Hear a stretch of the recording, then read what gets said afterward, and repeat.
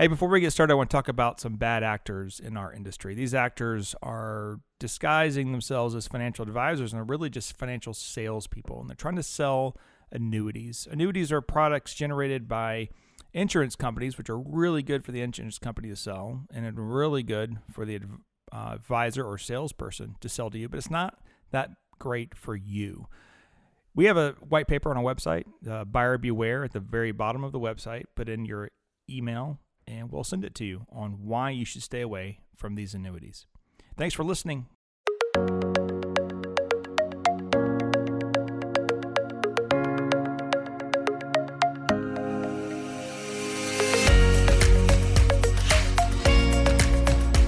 Welcome to the Wiser Wealth Management Roundtable. We believe the best financial advice should always be conflict-free.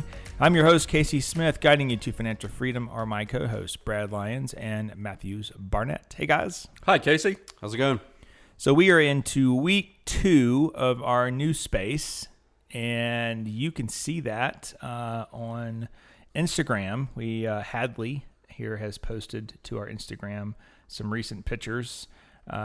Today it looks a little bit more finished, but I got bad news, guys.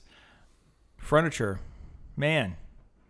I understand there's like 200 boats that can't get into like LA, and evidently our furniture's on it.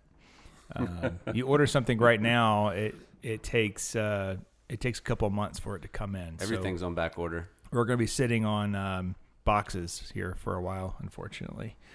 But yeah, we're excited about this. We're going to do a new 5 and 20 this week. We have this kitchen area that will be used as kind of a hangout spot when we're not recording. And we're going to try some new things today with producer Harrison here. So I'm looking forward to what we're going to develop in this room. But well, let's get started.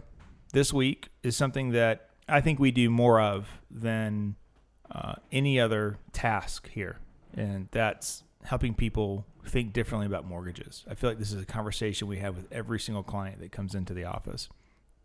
And so today, we're going to talk about how do I retire without a mortgage? So maybe you don't already have maybe your mortgage is already gone, and that's great. Maybe you're a client listening to this, and we've already had this conversation. But I think that there's a lot of younger people, especially in their 40s and 50s, that probably need to be making some mortgage decisions as we speak. And so we kind of want to target them today. Well, what's interesting about what you just spoke about is that at this point in time, the older portion of the millennial generation is turning 30. And for the next 3 years, over 4.5 million millennials will reach that age. And given that age, that's about the time that people begin housing formation years. And so we're going to see an increase of housing formation of the younger generation. And this is the time that they need to hear ideas about mortgages and how to utilize a mortgage and how long should a mortgage be and how should they construct their mortgage relative to their finances to benefit them in the best way. So great topic. The millennials are actually 40 as the top one, so 30 is kind of in the middle. So it's going to be a huge changing landscape over the next 10 years for sure. Great. So I guess the first question is, why don't we want to have a mortgage in retirement? A lot of people fight us on this. It's not a big fight, but people go, why would you do that? I think Matthew, you have some stats on debt in retirement. Yeah, so obviously, some people haven't thought about this and didn't have enough time to pay down their mortgage, or it's just not a priority to them. But some stats we had on that were that over 40% of households aged 65 to 74 had a mortgage on their primary home, as well as 27% of those 75 and older. So there's a lot of people out there that still hold on to mortgages. This has significantly increased over the last few decades as well, and there's various reasons for that. But over the last year or so, there's significant people with mortgages. And then on top of that, there's car payments, there's credit card payments, there's personal loan payments, there's boat payments, right? That's a personal favorite here. The boat or the payment. So there's a lot of things that there's a lot of things that hurt your cash flow. potentially in retirement. Yeah, and it depends on what your payment is. I mean, the payments are all over the board, obviously, depending on how much you had put down at the time and how much equity you have in the home with the rates. But the median was $1,500. But obviously, that's the median. The average was just over $2,000. But they range anywhere from $500 to $4,600 on the survey. So it's all over the place.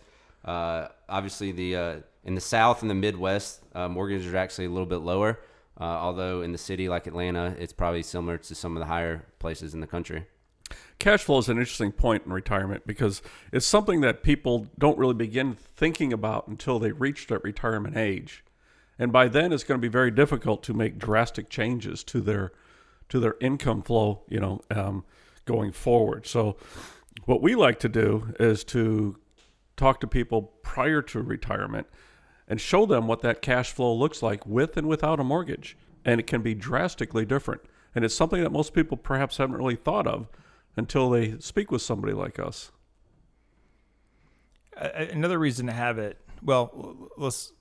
we can stick on the cash flow part. That's what all retirement is about. Right. Is cash flow. How much cash flow, or can you what does it cost you to live? The basic needs, and then what does it cost you to do the things you want to be able to do in retirement? And so if you have a mortgage payment on top of that, or any payment really on top of that, then it's hurting your ability to be free. You're staying home, maybe not doing any things you want to do with grandkids, or even with your spouse, because you have this note. Yeah, we said needs, and you don't want to have a mortgage payment. The needs are for food, clothing, and just everyday living. You don't want to have to be paying somebody else. Well, money going towards servicing your debt is simply going out the window. I mean, the benefit you get from it is actually in arrears. It's something you bought in the past that you're still paying for in the future. So I think the next part of why you pay it off is peace of mind. It's always great when, I don't like going through major market sell-offs like the COVID sell-off or the financial crisis back in 7, 8, and 9. But during that time period, the people who had their homes paid off, that's one of the first comments they made is like, I'm so glad that my home is paid off because I don't have anxiety over watching my portfolio drop and at the same time having to extract money from that portfolio to then cover my mortgage, right? We got lucky with COVID, I feel like, because everything rebounded so fast. If that had been more drawn out, that would have been a very different story. Right, and that's a great point. When you're in the midst of a financial crisis or a market downturn, you don't know how long it's going to last because we don't know the future. The fact that the market came back very quickly after the coronavirus was entered into the U.S., that people were fortunate that their portfolios rebounded so quickly. But that's not what we saw during the great financial crisis, as you mentioned, 2007, 8, and 9. It was a much longer time. You can cut back on other expenses, but you got to pay those liabilities. So when you have to pay that, it kind of puts a little more pressure on you.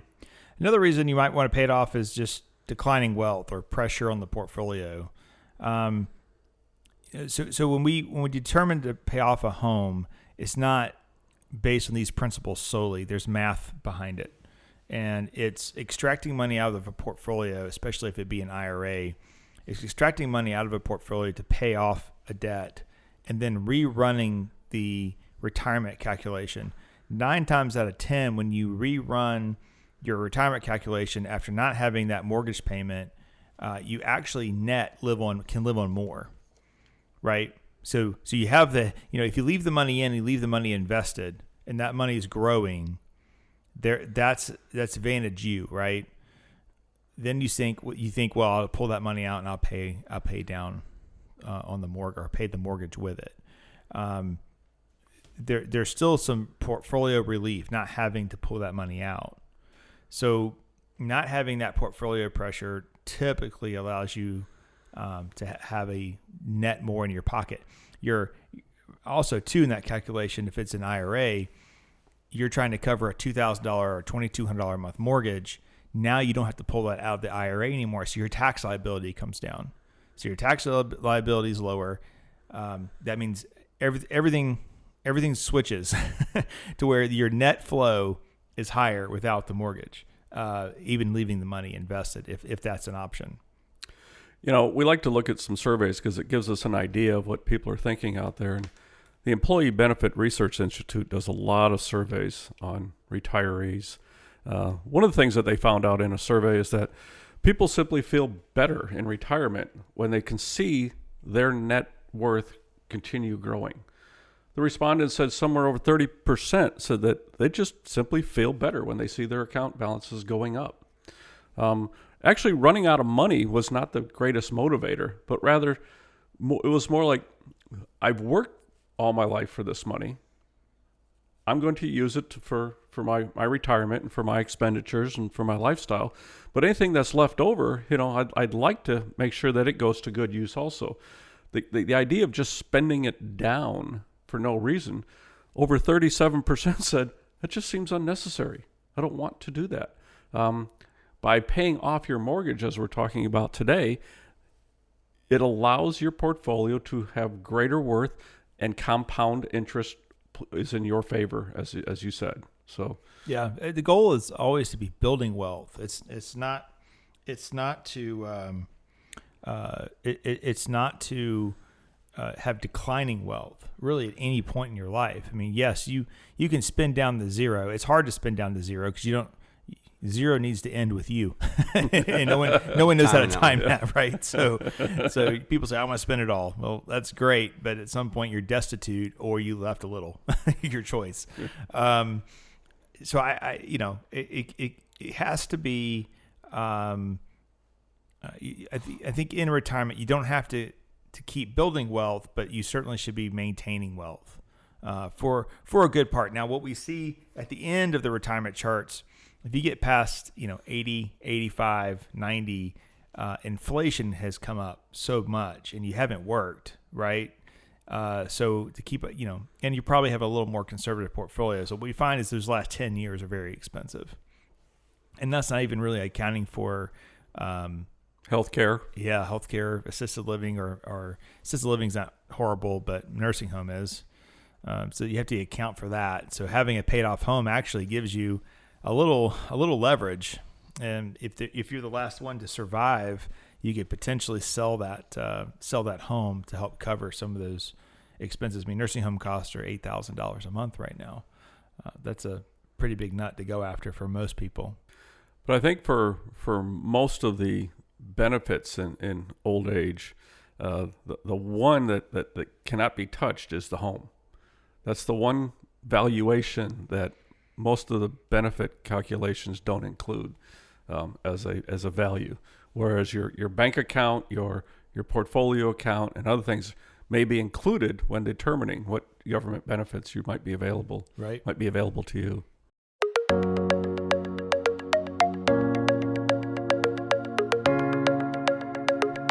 Thank you for listening to our podcast. We get energized every week seeing more and more downloads, and we really enjoy sharing with you tips and techniques on how we do financial planning, our thoughts on markets and current events. If you'd like to see more, we also have started a YouTube channel under Wiser Wealth Management. On this channel, we have a 5 and 20 every week where we talk about 5 topics over a 20-minute period. I also repost our podcast there, as well as our weekly blogs. You can go to that channel, Wiser Wealth Management. Be sure to subscribe. Also, if you have a moment, however you're listening to this podcast, give us a like. Thanks.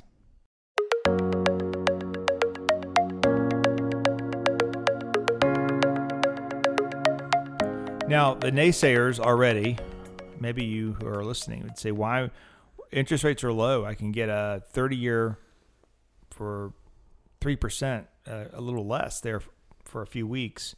I can make more than that in the stock market. This is probably the biggest pushback we have when we discuss paying down mortgages with clients or prospects is why. I'm making that obviously hopefully more, especially right now, more than 2.5% in the stock market. So why would I pay something off? There's a few reasons for that. Most of the time, it's not in the stock market. They have cash sitting over in the sidelines, which is earning, if they're lucky, maybe 0.5%. So they're not earning 2.5% just sitting there. So obviously we want it paid down, but just having it sit there is not really accomplishing anything either.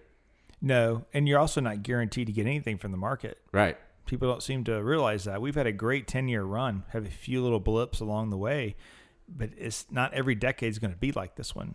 It could be like the 2000s, right? Where there was a 0 rate of return over a 10-year period. Right, because we're talking about planning for people in retirement over 30 years now. Yeah. We're talking about multiple decades. So the most current, market environment is one people remember the most. But we're trying to help them understand that it may not be like this forever. It may not be like this for the next 30 years. And we're going to make sure that through conservative, proper planning, we're going to help them have a cash flow all the way to age 95 at least. I think if you're a younger person, you've done well, that there's an opportunity for some arbitrage there.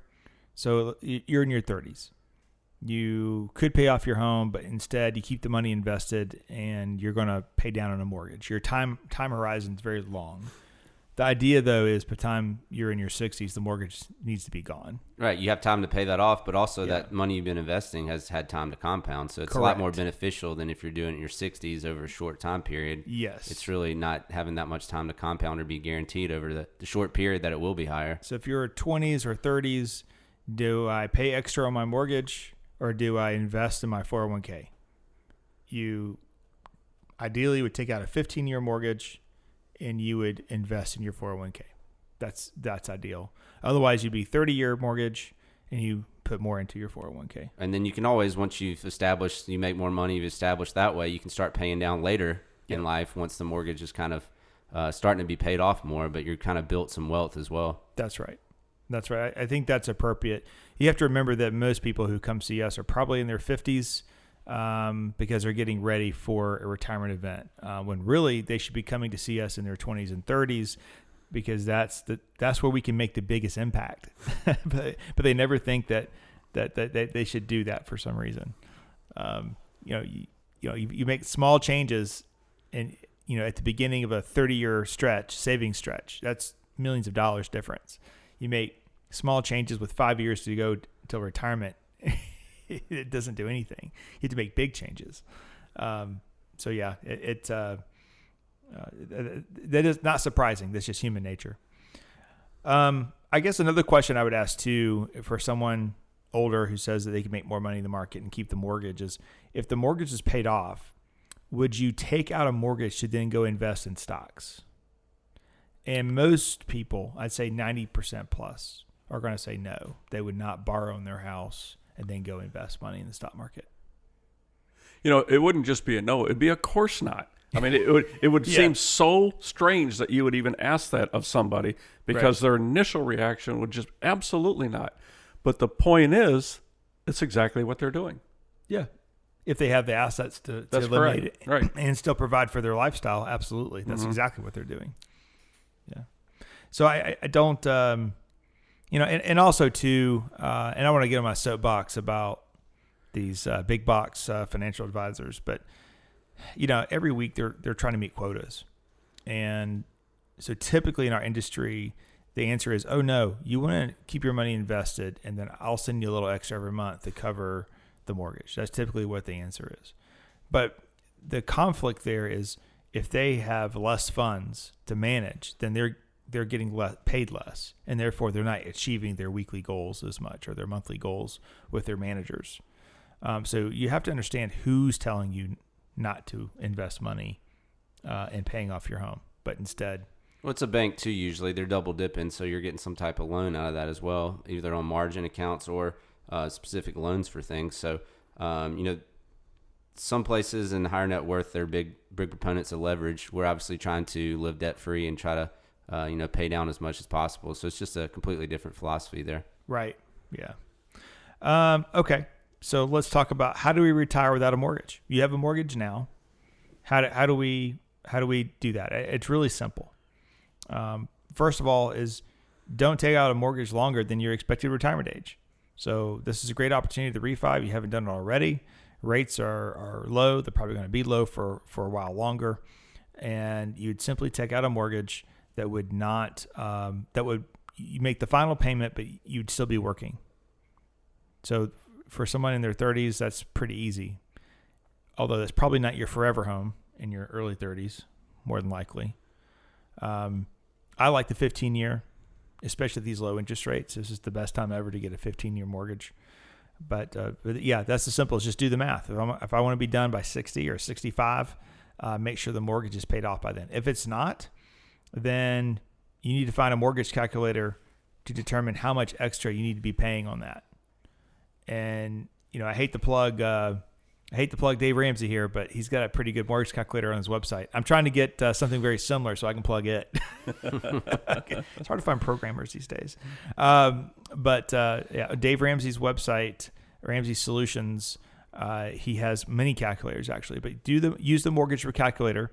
Type in your current rate, your current payment with principal and interest only, not the escrow, and then you add then the amount that is currently owed on the mortgage, and then you can toggle in how much extra money you could apply to it. So maybe it's $500 extra a month. You type that in, and it'll tell you what date the mortgage will be paid off, how much interest you're saving. And I'll say when I work with people, that's usually an eye opener. Oh my gosh, $500 a month, and I save $48,000 in interest. That's crazy. $48,000. It's got to be attainable though, and a lot of times, if your original mortgage, if the kind of rule of thumb is principal, interest, taxes, and insurance shouldn't be more than about 25% of your income. If you're stretching at that, or even up to what the mortgage lender will probably give you, 40%, you already stretched pretty thin. Paying any additional amounts probably not going to be attainable. So that comes back to the point of making sure that you have a mortgage that is, attainable, and that you can pay down either through a 15-year or 20-year, and then pay that down a little more aggressively. But on these calculators, what's interesting is the ability to change the variable of how much extra you want to put down. So it may be $500, it may be $250, maybe $75, whatever the case may be. It does pay it down early. Months and years will come off the end of that mortgage payment by putting some money down today and every month thereafter. So go figure out how much extra you have to pay or refinance into a mortgage that's paid off by retirement. Now, what if that doesn't work? So what if we get in a situation where we just can't pay it off? What are our options? Well, obviously the most dramatic one would be to find lower cost living somehow, depending upon your circumstance. What can the person do relative to changing their living environment into a more affordable cost structure, allowing them to have a greater lifestyle thereafter. So what are they willing to do at that point in time? Are they willing to sell the house, buy something less expensive, using the equity that has been built up in the home, over the years? And today, with the housing prices increasing at 10% annualized returns and expected to continue, we're seeing greater and greater home equity in homes today, which gives people the opportunity to lower their cost of living should they choose to sell their home and then buy using the equity in a lower cost real estate environment.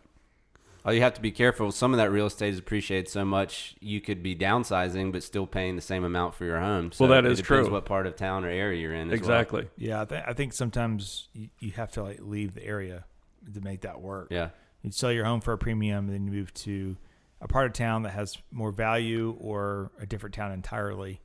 I did that for some clients recently. I think they're moving to Texas, and they could sell their home. They're in a different state. But Texas is higher than where they were.